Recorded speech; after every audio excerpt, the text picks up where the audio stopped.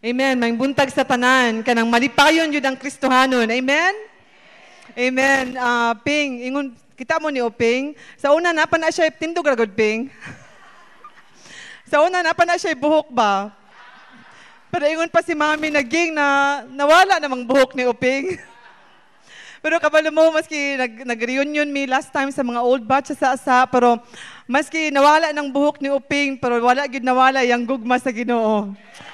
Amen. Amen. Praise God. So, kita tanan diri nagbago gyud no, nagbago atong mga dagway kanang nanay mga puti nga buhok, nagbago gyud tanan pero ang gugma sa Ginoo sa ato wala gyud nagbago, nga atong gugma sa Ginoo wala gyud nagbago. Praise the Lord. Amen. Hallelujah.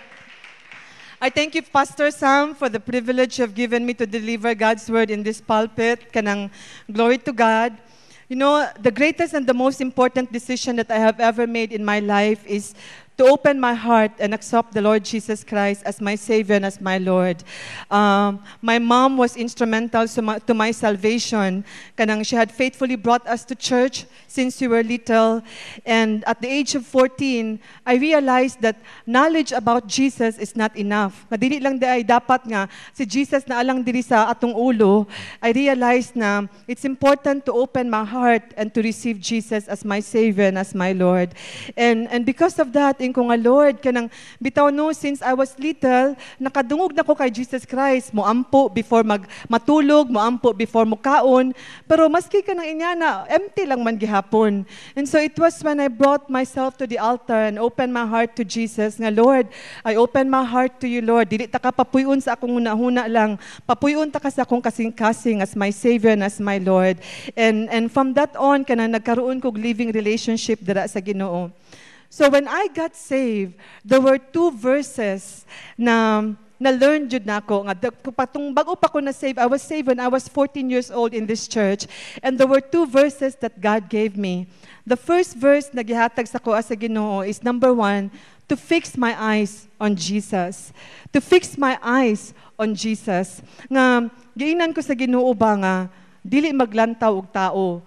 Kay pagsulod man gud ako sa simbahan, kanang di ba maingon ka nga abini mo na kana ang simbahan perfect na ba, pero hala ka nganong nasuko man to si sister ko an sa iya ha, nganong gisagpa man ni elder ko an kana mga inyana nga mga butang. So ang first verse na gihatag sa Ginoo that has kept me up to this time nga naa ko sa that the Lord has brought me into a new church was to fix my eyes on Jesus, nga dili gyud di ay maglantaw og tao, kay only Jesus will never fail. Your best friend will fail. Our family can fail us too. Only Jesus will never fail. Ang atong kusog as tao, maski unsa ka pa kamaayo, mag-fail man gyud ta no. Naagid tay mga problema sa kinabuhi, naagid tay mga discouragement sa kinabuhi. Ang dili lang gyud mag-fail, ang Ginoo lang gyud. And that's why I like the logo of Church of God na we exalt you, Jesus. No other name worthy to be exalted but the name of Jesus, because He alone never fails. Muna kanang sa tuwa karon ba nga naata diri sa simbahan na kanang gidawat nato sa Ginoo ba, remember this, to fix our eyes on Jesus, nga dili gyud ta maglantaw og tao, nga wala gyud tay lantawon nga tao, kay kabalo mo igsuon kung maglantaw ta og tao, pag mahagbong ang imong gilantaw, hagbong pud ka. Pero kung maglantaw ta kay Jesus, di man gyud mahagbong si Jesus. He is forever enthroned. So dili gyud ta mahagbong. Amen. Hallelujah. Praise God. Another thing pud na akong na-learn nga dili gyud ta maglantaw sa atong mga circumstances. Nga niingon pa ang word sa Ginoo ba na fix your eyes on Jesus. Fix your eyes on Jesus. Dili sa atong mga circumstances ug sa atong mga sitwasyon. Unsa man imong circumstance karon? Unsa man ang imong situation karon? Unsa man ang imong ginago through karon? What is your pain right now? What is your discouragement right now?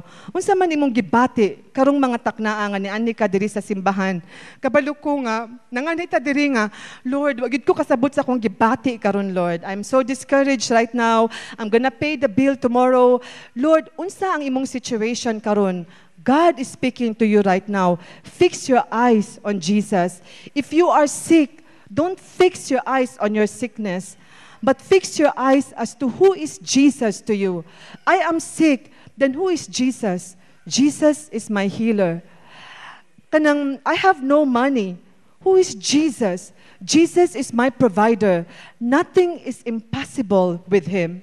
Moingon ka na, if you have problem in your relationships, who is Jesus? Jesus has the power to restore relationships. Jesus has the power to restore friendships. If you are lonely, depressed, and feeling defeated, who is Jesus? Jesus is the only one who will never leave you nor forsake you. Even right now, ang imong katapad si Jesus Christ. Sa imong pagtulog unyang gabi, Jesus is always with you. So katong pag-save nako, kung nga fix your eyes on Jesus, ug dili gyud sa ato ang mga situation karon. So kung unsa man atong gina-go through karon, ayaw lantawa imong situation igsuon. Lantawa ang Ginoo na imong giserve. Okay, amen. Amen. A few months ago, before I came here, something happened to me in my workplace. Jazzy, na-bless kay ko sa imong testimony, Jazz. Kanang wala kay ta nagka-istorya, but I was blessed. Tama tong giingon ni Jazzy ba na, to the ends of the earth, you are Lord. Na all over kanang to the ends of the earth, in New York, in Saudi Arabia where Jazzy is, sa Dumaguete, to the ends of the earth, He is Lord and He is in perfect control. So a few months ago when I came here, something happened to me in my workplace. In my workplace, I work in the operating room. In the operating room, naami master keys nga naadira tanang susi. Kana nga susi, naadira mo na ang susi nga kung asa na mo ginatago ang among mga narcotic drugs, kana ganing mga drugs na mapatulog sa tao, na pagkahuman diha na mo ginatago ang among mga implants, kana ganing mga implants, kanang mga bones, kanang kung tanggalon ng iyang bone, butangan siya bag-o nga bone, na kana nga mga implants, expensive kay na. It costs thousands of dollars. That's why we have to lock it. So one time, it was very busy in the OR, and I was the one holding the key. And then, sa kabisi, I went from one place to the other. Nawala na ako ang susi.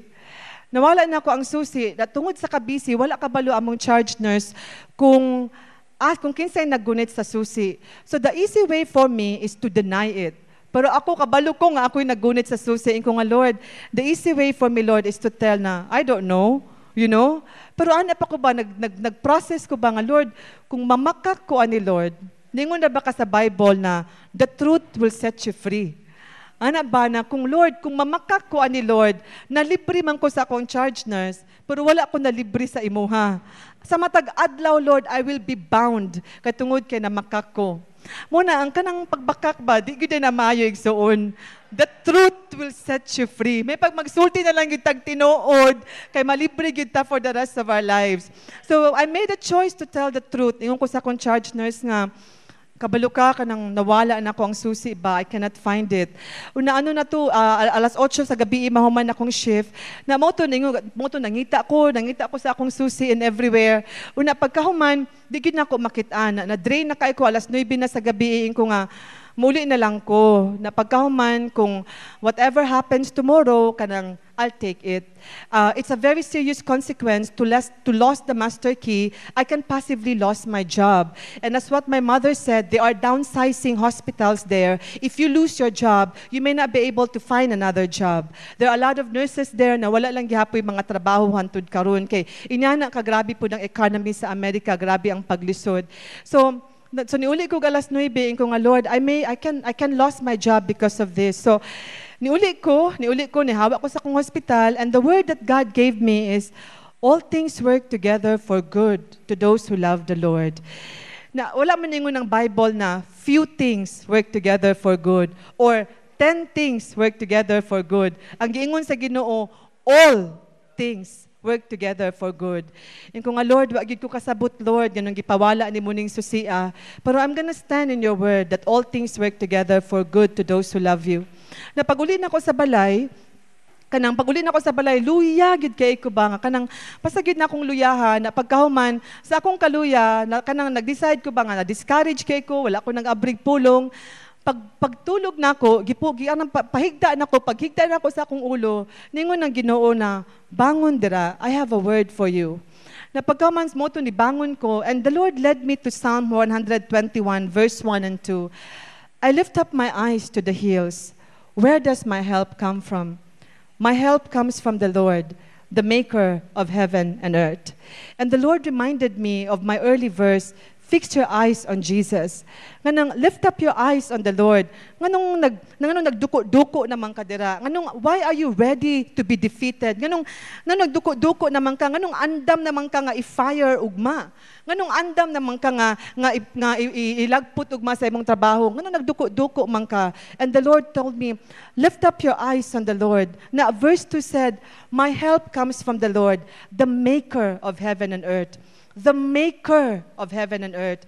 Nakaingon jud ko ba nga, Lord, giinan ko sa Ginoo ba, I made the heaven and the earth, and I can make those keys as well. Nakaingon jud ko ba nga, Lord, kina-remember nako nga nalabay nako ang susi sa basurahan kay nagdala kog duha ka na nagdala kog isa ka basurahan, nagdala kog susi. So kanang pagbisi na gani ka na sa ingon pa ni Grace usahay na ako'y kanang pagkatanga moment ba. So katong gayon murag nalabay nako ang susi ug ang basurahan together. Na nakaingon jud ko nga, Lord, ang amo ang housekeeping dali kay mulabay og basura to the truck. Ingon ko nga, Lord, there's no way nga ma-retrieve gyud ang susi. But Lord, your word says, you are the maker of heaven and earth. Gibuhat man gani, gi-challenge ko sa Ginoo katong gabi una. Unsay problema nimo? Susi lang. Gibuhat man gani nako ang langit, gibuhat man gani nako ang kalibutan. I can make those keys for you. Namo to nakaingon jud ko ba nga, okay, nakaingon ko ba? Okay, Lord, let's see. Namo ka nang nakaingon pagkaman kabalo mo. Ingon nga, Lord, mo to I received the word. Ingon pang pulong sa Ginoo, be it unto me just like Mary, Lord, you said that. And if you say it, it will come to pass. Ngayon ko nga, Lord, okay, Lord, you made the heaven and the key and then you can make the keys for me. Kabalo mo pagbalik na ko sa buntag, ningon pa akong charge nurse na, Lovejoy, you will not believe it. Kanang, nganuman, kabalo ka, I already called hospital police. Kanang, gipatawag na nako ang hospital police and to search the entire place because the hospital police has to know nga nawad-an me para ma-search ang tibok hospital. And we were not able to find the keys. Pero kabalo ka sa buntag, pagka 7:30, just when I have just kung asa magsugod na akong shift, they found the keys exactly where it is supposed to be found. And I stayed in the cabinet for 3 hours, na nabalik yun ang susi, na nakaingon jud ko ba na all things work together for good to those who love us. Nga kung unsa man imong situation karon ba, it will always work together for good, to strengthen your faith, to lift up your eyes on Jesus. Kung unsa man imong gina-go through karon, it will work together for your good. Kay kabalo ka kanang it will strengthen your faith, it will build up your faith, it will strengthen you as a person. Muna nakaingon jud ko ba nga, Lord, kanang amazing gid kay ka, Lord Jesus. And kanang let's fix our eyes on Jesus. Ayog tan-aw kay uping Grace. Right? Di kita mo tanaw kay uping, mo tanaw gyud ta, let's fix our eyes on Jesus. Inay mo katapad, fix your eyes on Jesus. Amen. Hallelujah. Praise the Lord. The second verse the Lord gave me when I newly got saved was the promise verse that He will save me and my household. That He will save me and my household. Kanang every single family represented here, every single family nga naadaro karon has a loved one that need to be saved. It can be your aunt, it can be your igagaw, it can be your father, it can be your wife. Every single family in this church has a loved one that needs to be saved. Pero kabalo mo, kung saved na kaigsuon, you will be saved in your household. Dili lang ikaw isa ang magdagandagan dito sa langit. Kanang mga unsaved nimo nga household karon, uban na nga magdagandagan sa imo sa langit. Kay bo, you know why? The Lord promised it. And ingon pa siya ba na, regardless of how impossible that loved one, maski unsa pa na ka-imposible imong loved one karon, drug addict siya, he may be an alcoholic, he may be an atheist, he may be a prostitute, the promise of saving our whole house remains alive and true, and God cannot lie. God can never lie. He will do what He says He will do. Inay mong katapad, there is hope for your family. Amen. Amen. Hallelujah. So, those were the two early verses that the Lord gave me when I got saved. Moto ang duha ka verses nga gihatag sa ko sa Ginoo when I was 14 years old na hanggang ngayon dala-dala ko pa rin. to fix my eyes on Jesus. Kaya I had been from church to church. I have been from place to place. Kung wala na ako gi-fix akong eyes sa Ginoo, dili ko makaabot og 42 years old na mga lagad sa Ginoo. Amen. Hallelujah. And after the Lord saved me, after gi-save ko sa Ginoo diri sa simbahan, the Lord gave me the desire to serve. Pag human ako og saved diri sa church, the Lord gave me the desire to serve. And suddenly, kanang alas, faithful kay ko musimba, taga-Domingo. And suddenly, I was no longer content sitting down in church. I remember sitting down in church, una si Angie, she plays the keyboard, and she still plays the keyboard right now. She was very busy sa stage ba. Ala, si Angie, sulod gawas ko, Lord. Busy lagi kay na siya, Lord. Na ako sige lang kog lingkod diri taga-Domingo. Yung ko nga, Lord, kanang gamita gyud ko, Lord. Kanang gamita gyud ko. And I remember when I came to church, kanang wala gyud ko'y talent ba? Kanang wala gyud ko'y hibawaan sama sa giingon ni Jassy. I don't know how to sing. Ana gani na pagkahuman. And I remember I was high school when I was saved. And the only talent I can give to the Lord is katong na-learn na mo sa among klase. Ang na-learn na mo sa among classroom sa high school is how to arrange the flowers. Kapag i-arrange daw nimo ang bulak, dapat man, heaven, and earth. Nga di daw pwede the same level, dapat lain-laig level. And there was a sister sa una na magsigig dalag bulak taga-Domingo, pero wala daw siya talent mo arrange. So mo to nag-offer ko nga ako nalay arrange anang bulak te. So my first ministry sa church was flower arrangement, and kana tigbutang og kanang bulak sa pulpit every single Sunday. And kanang kabalo mo Ginoo, kanang kabalo mo no kanang then the Lord will multiply it. I remember a preacher once shared about the 5,000 who followed Jesus in the wilderness. And the disciples said to Jesus, "We should send them away." But Jesus asked, "No, what do you have in your hand?" Naningon pa sila, "We only have 2 fish and 5 loaves, and we have 5,000 to feed." Kailangan ato na lang ng paulion ang mga 5,000 kay we only have 2 fish and 5 loaves. Unsa man ani mo pag-feed ang 5,000? And you know what? Ningon pa si Jesus, "What do you have?" 2 fish and 5 loaves. And the Lord Jesus took it in His hand. He blessed it and He multiplied it. He blessed it and He multiplied it, and those little things was able to minister to 5,000 people.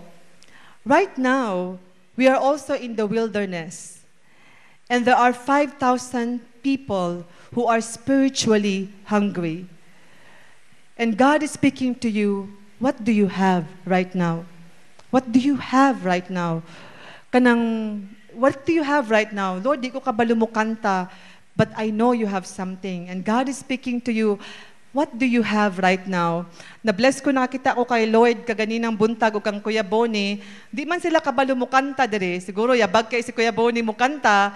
Pero what does Kuya Bonnie have? Si Kuya Bonnie, driver siya sa simbahan. No, kay Atenena, si Atenena, di man mo kanta si Atenena dire, pero kabalo mo, Atenena is retired. What does she have? She has the time. Na in New York, I remember, in New York, there are restroom ministries in New York. Di sila kabalo mo luto, di sila kabalo mo kanta, di wala sila kabalo, but the restroom ministry, ang ilang trabaho, manglimpyo lang og restroom sa matag adlaw. Ingon pa ni Pastor Samba nga, even the restroom is a representation of the excellence of God. Muna, maski sa restroom, limpyo kaayo out of the volunteers because they have 2 fish and 5 loaves and they gave it to Jesus. Igsuon I also remember Nicky Cruz. There is a man in New York named Nicky Cruz. He is a drug addict and a drug lord and a leader of one of the gangs in Bronx, New York. And he gave his life to Jesus in one of the evangelistic crusade. And when he went to the altar to give his life to Jesus, ningon pa siya sa altar na, "Jesus, I am the most or the dirtiest man in New York. But if you want me, you can have me." And so now, si Nikki Cruz is traveling the world doing evangelistic crusades, reaching young people in bondages of sin to set them free with the gospel of Jesus Christ. Unsa man to, pagduol ni Nikki Cruz, wala gid siya. Karon, evangelist na siya. Lord, I am the most dirty person in this church. I am the most kanang badlungon nga tao diri sa simbahan. Lord, ako na siguro ang pinaka-unpleasing personality diri sa simbahan. Ako siguro ang wala gyud talento diri sa simbahan. But Lord, if you want me, you can have me. And one thing is sure, the Lord wants you. The Lord wants you. Mo na gidala ka diri sa Ginoo because the Lord wants you. And one thing I have learned sa Ginoo ba na the Lord did not call us because we are qualified. Wala ta gitawag sa Ginoo because we are qualified. Sa kalibutan, there are qualifications. I have friends who work in the bank, and if you are to work in a bank, ang qualifications nakalaray. You have to be 29 years old and under, you must have a pleasing personality, you must have a bachelor's degree, and you must have at least 2 years experience as a teller. Now, kabalo na ta na sa kalibutanon, the one with the most possessed qualifications get the job. Di ba? Ana man sa kalibutan, pero kabalo mo sa Ginoo, to qualify to work for His kingdom, you do not need to have an educational degree. You do not need to have experience. Wala ko experience sa children's ministry. Saon na lang ni. You do not need to be 29 and under. You do not need to have a hair, just like Uping, you know? You just simply have to be nothing. Muna ang qualification sa Ginoo. Grabe ang opposite ba nga. Sa kalibutanan, dapat puno kag qualifications. Pero sa work, if you want to work for the kingdom of God, the only qualification is that you simply have to be nothing. Kabalo mo Ginoo, katong gi-reveal ni sa ko sa Ginoo ba nga, Lord, I'm so glad nga mao na imong qualification. I'm so glad, Lord, kay here I am. I always fail. Naka-experience na ba mo nga bago lang mo nag-prayer and fasting, pagkaugma, nang libak na dayon ka? Naka-experience na ba mo na bago lang ka nagbasa sa pulong na pagduol sa imong anak, nisyagit na dayon ka? Naka-experience na ba mo na kanang bago lang ka naminaw, bago lang ka nisimba, pagpaniudto ninyo, suko na dayon ka sa imong tibuok pamilya? No, kana makaingon jud ka ba nga, Lord, I always fail, Lord. I always fail na kana atong failure gamiton sa Satanas para dili ta magpagamit sa Ginoo. Kanang maingon ta nga, Lord, oy kanang ayog ko gamita, Lord, magpabadlong lang ko dira sa simbahan. That's the lie of the enemy. That's the lie of the enemy. Kay kanang gusto gyud sa Ginoo nga gamiton ang matag usa gyud kanato. And kabalo ka, nalipay gyud kay ko na ang qualification sa Ginoo is just simply be nothing. Just be nothing. Na Lord, wala gyud ko, Lord. Mo gid na ang favorite prayer sa Ginoo nga, Lord, wala gyud ko. Ano ba? Kanang wala gyud ko, Lord, kanang wala gyud ko. But God, if you want me, have me. Ano ba? Mo gid na ang favorite prayer sa Ginoo igsuon nga, Lord, wala gyud ko'y talent, Lord. I am nothing. I am empty. Lord, I always fail, but Lord, use me for your kingdom. And kana bang ang Ginoo na learn nako ba na He calls us in our nothingness. He calls us in our emptiness. And when you say yes to that call, then that's the time He qualifies you for the call. He will fill you and He will equip you. When Jassy was called to take care of the children's ministry, yung pa siya, Lord, wala talaga akong idea sa children. Pero alam mo, nag-say yes lang siya. Empty lang talaga siya. But when he obeyed the Lord filled him. The Lord kanang gi-fill siya sa Ginoo para mo lead sa children's ministry. Ang uban diri, Lord, kanang on the spot, Lord, di ko kakanta. Pero when you just simply open your mouth, maski yabag-yabag ka, tingala ka nga makahilak na lang Ginoo ang tao tungod kay gi-fill ka sa Ginoo. And I know that there are so many testimonies in this church. And when the Lord calls you, and you don't know how to sing, you don't know how to lead, you don't know how to teach, but when you will just simply say yes to the call, the Lord will really fill you. I'd like to close with this. Hala, mag-close na ko, no? The Lord gave, a few years ago, the Lord gave me the privilege to lead a mission trip to Egypt. And it was a medical mission trip. And I remember kanang first time na ako mag-lead sa mission trip. And first time na ako mag-lead, and it was a medical team. And I remember, February na ako na-meet ng akong team. Una, pagkahuman, November mi Mulakaw. Naingong pa ko, Lord, okay, Lord, perfect ni siya, Lord. Naapa ko'y February, March, April, May, June, July, August, September, October, November. Naapa ko'y 10 months, Lord. Mag-prayer and fasting. Naapa ko'y 10 months, Lord. Mag-pray every week, mag-fast every week. Pero kabalo mo igsuon, nahuman na lang ang 10 months, believe it or not, wala gyud ko naka-fast, maski ika-isa.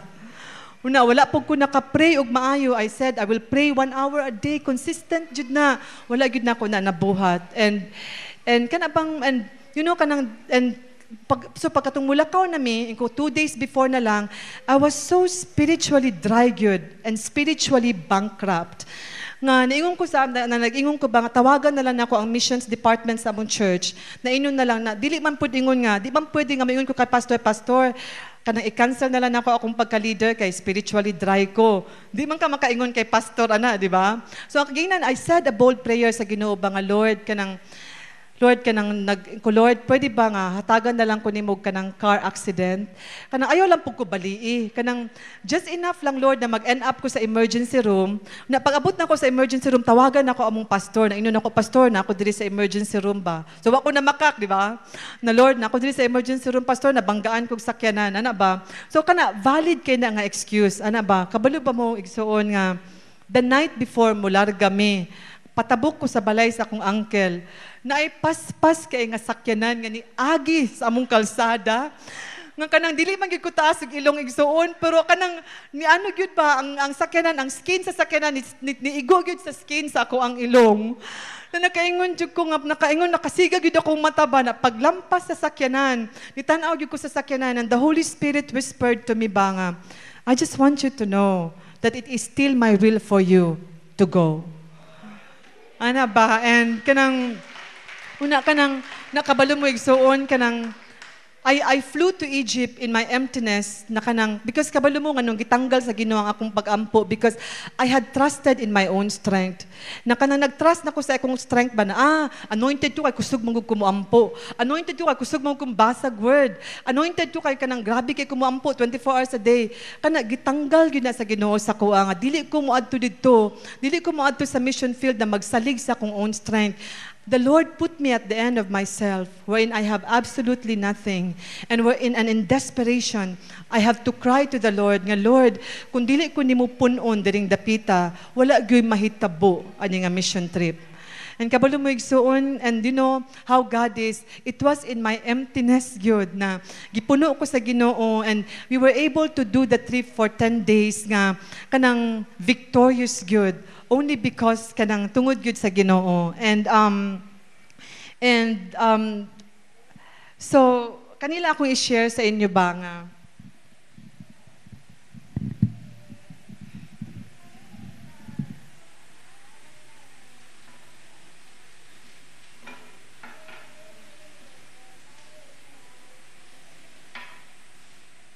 nagkan pa bitaw tag time, di ba? Magkuan-kuan sa ako diri ha. Dahil lang. Kaning baso, ikaw ni. And ang gusto sa Ginoo sa tua is just to empty ourselves. Kay mo ni siya, this is the Holy Spirit. Mo ni siya ang Ginoo. Karon, kung puno ning baso, dili man maka-feel ang Holy Spirit kay puno man ang baso. Mo na ang pinaka-effective nga worker sa kingdom sa Ginoo is an empty vessel. Kaya nga naman, all of us can be working right now in church. All of us can be a minister right now in church. All of us can be in a ministry in this church. Pero kabalo mo, ang pinaka-epektibo nga worker sa Ginoo is an empty vessel. And God is calling each and every one of us today, just simply empty yourself. Wala may qualification ng Ginoo. Ayaw ka stress igsuon kung wala kay talent, kay mo nang paborito sa Ginoo. Ayaw ka stress igsuon kung failure ka, Kay mauna ang paborito sa Ginoo. He calls those who are failed. Kanang sige lag ka fail, mao gid na ang paborito tawagon. Ayaw ka gulig suon kung walang-wala gyud ka kay mao gid na pod ang paborito sa Ginoo. And the Lord, God just wants to empty you as a vessel. We have to empty ourselves with ourselves. Let us stop trusting in ourselves. Kay kanang wala gyud kumusalig ka sa imong kusog, mag-fail man gyud ka. Kumusalig ta sa atong education, mag-fail gyud ka. You may speak in the tongues of kanang pinaka-highly nga tongues, pero kung wala ang Holy Spirit, wala man gyud. Let's empty our lives with our own selfishness, with our own selfish ambitions.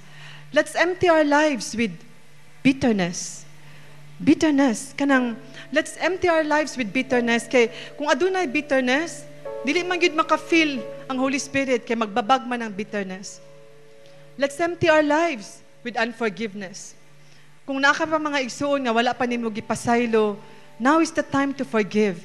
Kung gusto gyud ka magpagamit sama sa atong worship leader, for thine is the kingdom.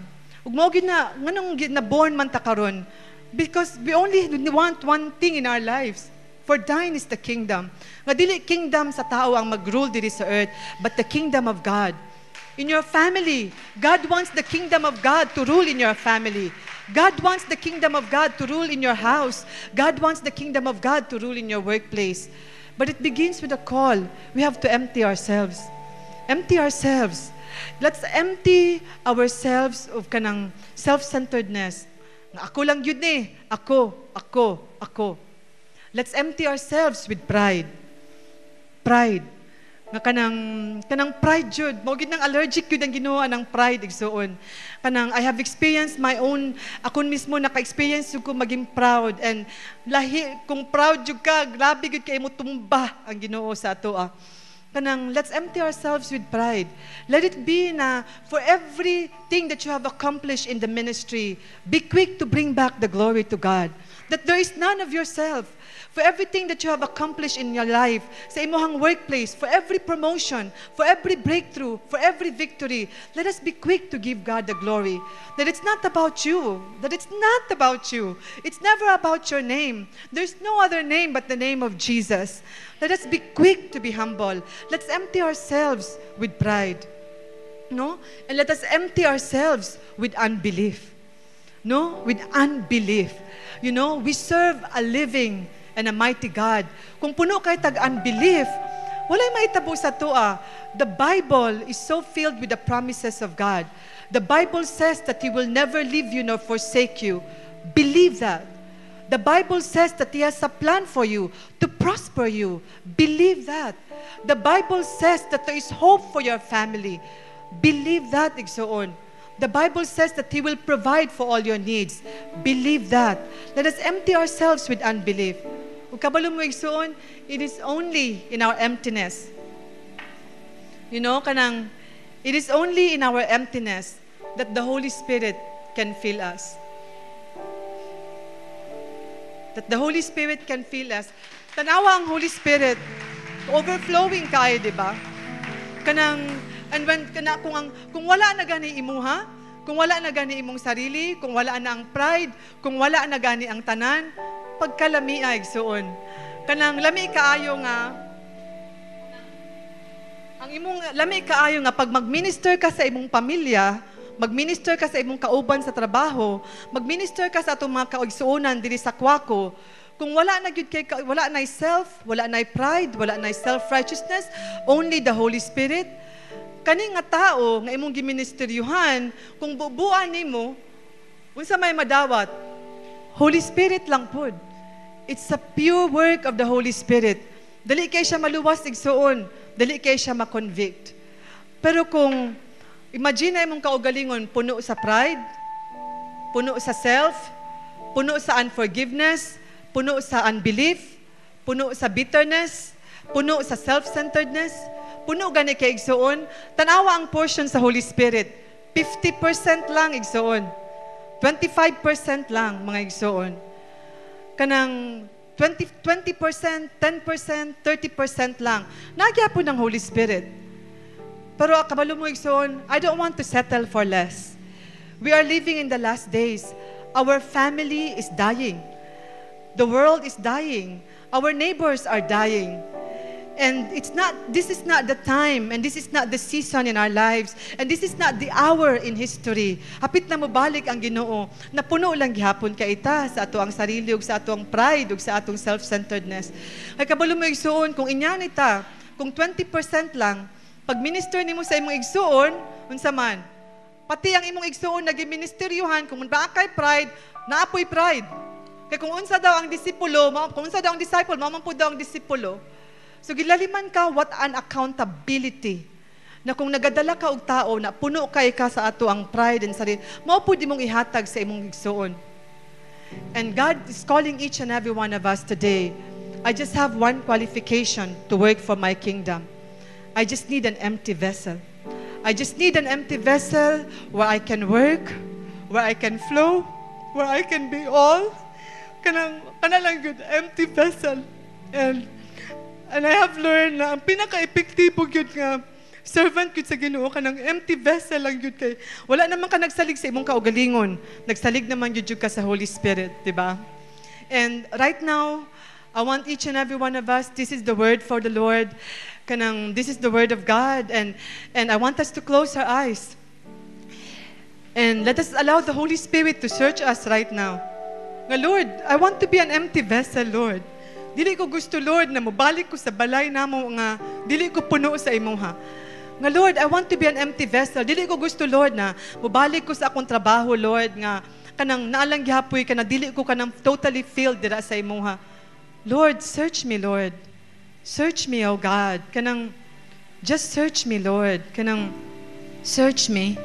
And kung unsa man na imong ipakita sa kuha karon, Lord, I want to surrender it to you. And the altar is open right now. Ug dili ta mag-inulaway kay wala gyud perpekto diri sa simbahan karon. And kung if you want to stay in your seat, that's okay. If you want to kneel down diri sa altar, and let's just meet the Holy Spirit in this place. Let's meet the Holy Spirit in this place.